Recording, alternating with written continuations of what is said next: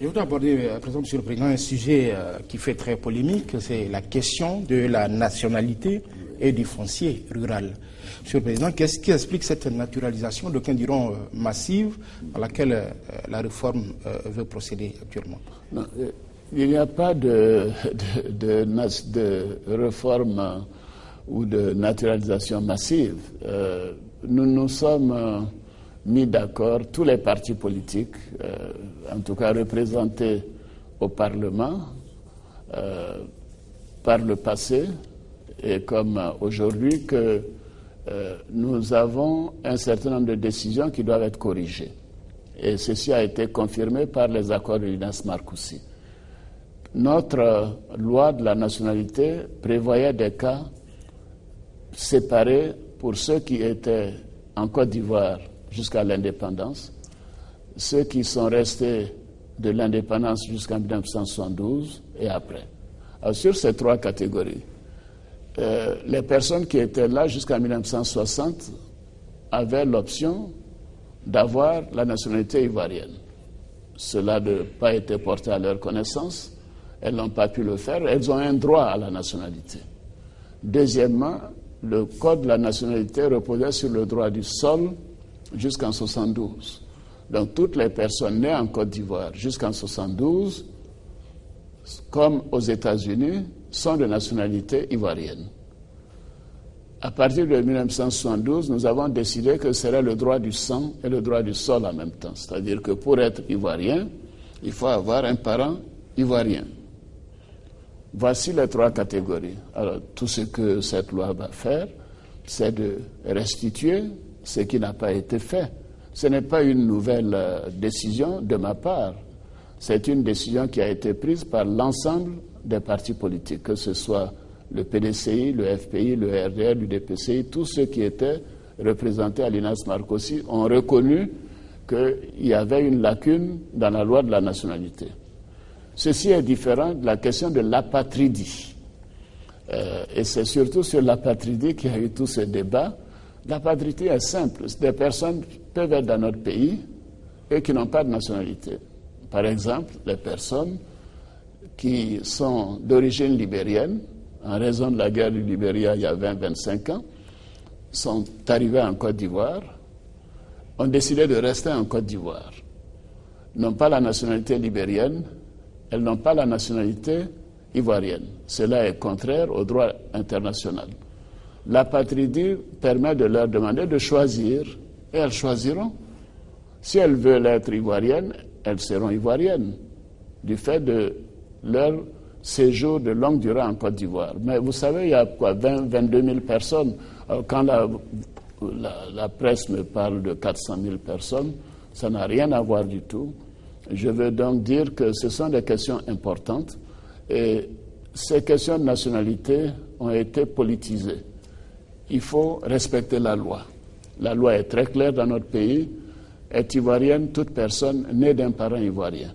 On peut obtenir la nationalité de deux manières, ou parce qu'on a un parent ivoirien, ou par naturalisation, par acquisition, par mariage, et ainsi de suite. Ces questions seront, j'espère, réglées par l'Assemblée nationale de manière définitive. Ça a été une des causes du conflit que ce pays a connu. La clarté doit être faite et qu'on comprenne qu'il n'est pas question de brader la nationalité ivoirienne. Moi, je ne l'accepterai pas. Il s'agit de régulariser des situations qui sont restées en dehors du circuit et qui ont créé des difficultés à certaines personnes qui résident sur notre territoire.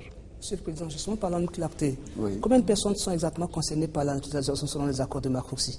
Je n'ai pas une idée. Je pense que toutes les personnes qui pourraient avoir droit à cette régularisation pourraient ne pas le faire. Certaines peuvent décider que peut-être elles ont d'autres nationalités et qu'elles ne sont pas intéressées par la nationalité ivoirienne. Vous voyez, c'est quand la loi sera clarifiée et qu'on dira à ces personnes, vous avez en fait la possibilité de régulariser votre situation, qu'elles prendront cette décision.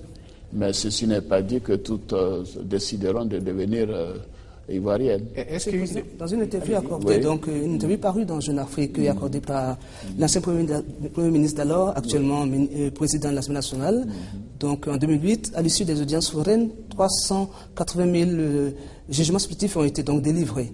Est-ce que ces personnes sont à prendre en compte dans le cadre de la mise en route d'une procédure de naturalisation comme prévu par Marcoussi, ou alors c'est d'autres types de profils? Vous parlez de l'identification de ces personnes, par exemple, qui ont été identifiées comme ayant résidant dans leur village, ayant des parents ivoiriens, mais qui n'avaient pas de papier.